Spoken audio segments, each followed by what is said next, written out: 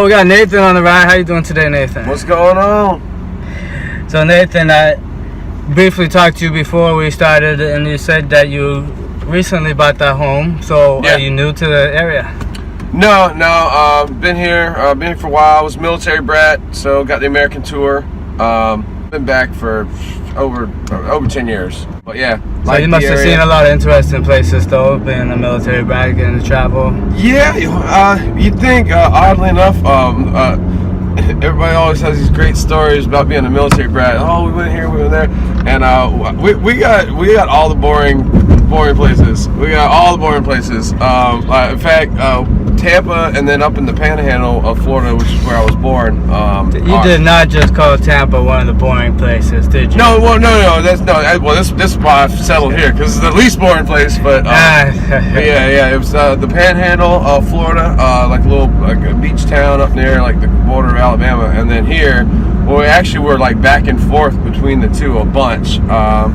And then we got stationed in like the middle of Kansas, kind of out in the middle of nowhere. Kansas. Yeah. I mean, what are you defending? The cornfields out there? Yeah, there was like, it's out in the middle of nowhere, dude. Then when I was a baby, like we were in New Mexico, and then we were in Texas, San Antonio, Texas, for a while when I was younger.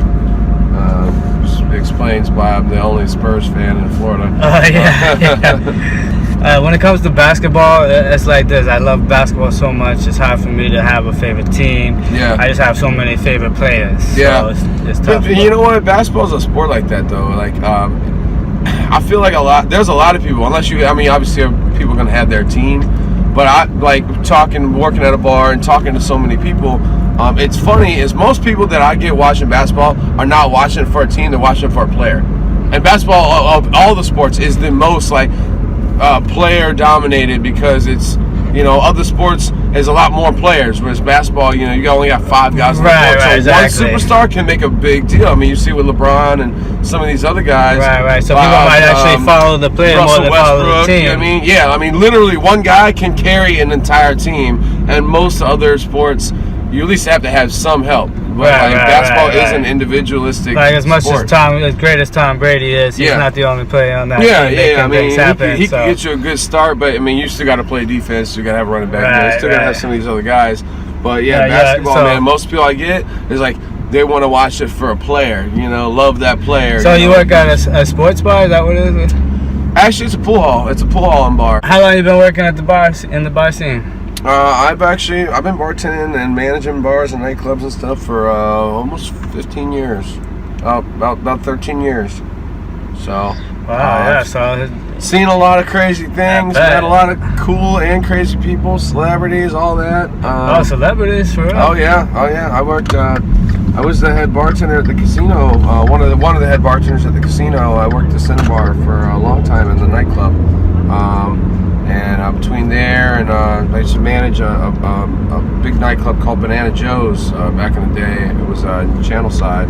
But yeah, I mean, I do a lot of events all over town. I just bartended a music festival out in St. Pete this past weekend. It's called Beats by the Bay, and I was the VIP bartender. So Ja Rule, Ashanti, all them. Like I was literally standing right next to Ja Rule while he was smoking a blunt and blowing the smoke in my face, while he was getting booed because it took him 20 minutes to go on. It was taking forever to go on. But like, I was standing next to him like, yo, this can't be Ja Rule.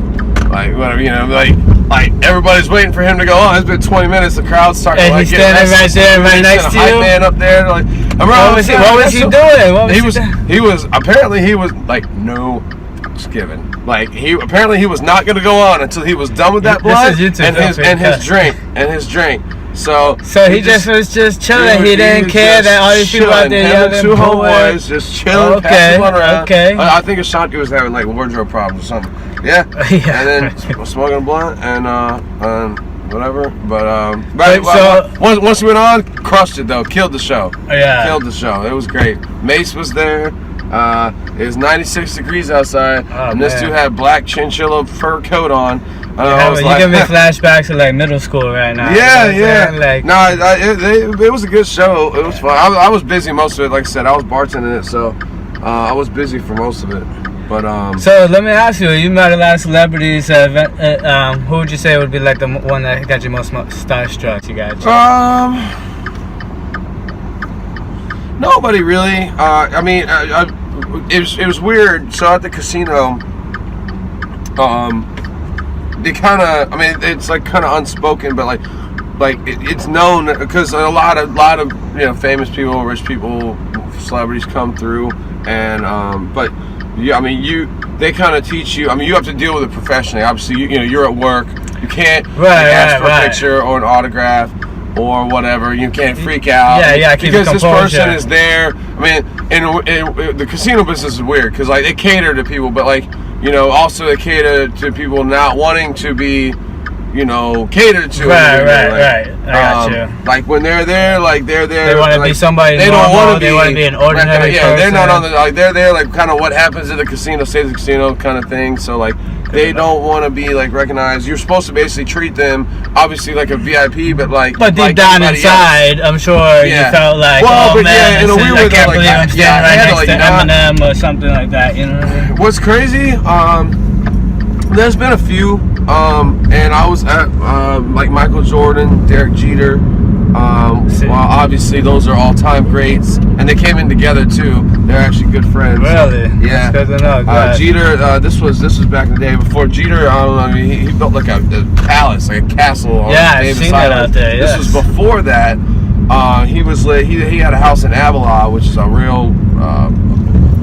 I mean, like cheapest house in there is like $10 million or something. I mean, it's a very exclusive community. It's a lot of athletes and celebrities. Right. Yeah, I'll tell you this, Michael Jordan.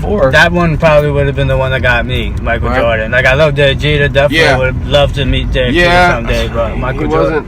He wasn't the nicest. He don't tip at all. Really? No, not at all. I'll tell you this. When I was a kid, I loved the Oakland A's because of like Mike McGuire, Jose Canseco, Ricky Henderson. And he's the reason why I'm bringing it up because I was a fast kid, so Ricky Henderson being the fastest in the leagues, lead for stealing bases, was like my idol. I met him at a restaurant. Man, was he so rude and unappreciative of a fan? I lost so much respect for him. And he has a rap by that. And I guess if you're the greatest, whatever, then just don't give a shit. But nah, he was.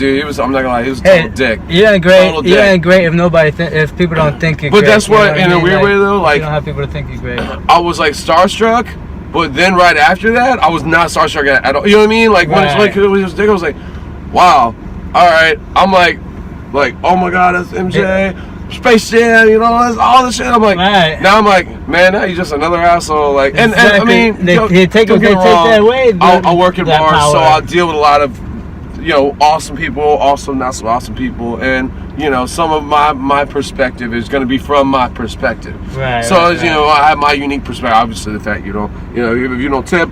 Like I work for tips, so like especially when you got someone who's got a lot of money. It wasn't even just that. He was not like I mean, he was definitely like who the fuck are you? You're below me. Like, and I wasn't trying to. I mean, like I said, I mean, I was working, so I couldn't ask for a phone. I mean, I wasn't like a fan, like asking for anything. I mean, I'm just like, hey, let me give you the best service I can give you. But he was definitely not cordial, very cordial. You know what I mean, he wasn't. You get a warm feeling inside, and butterflies like, oh my god, this is the best ever. Appreciate it. I was like, all right, just another person trying to impress him. It's like now I'm like, you went from like one of the I mean, still gonna be a great, but now I'm just thinking of you as one of the most talented people of all time, not necessarily one of the best people of all time. You know what I mean? Like, you don't put them on that idol status anymore. Yeah. Well, hey Nate, we're here, and I know you gotta get to work, man. So definitely appreciate you. Onward and upward, guys. Hey, definitely, man. You have a good one. All right, brother. Appreciate it.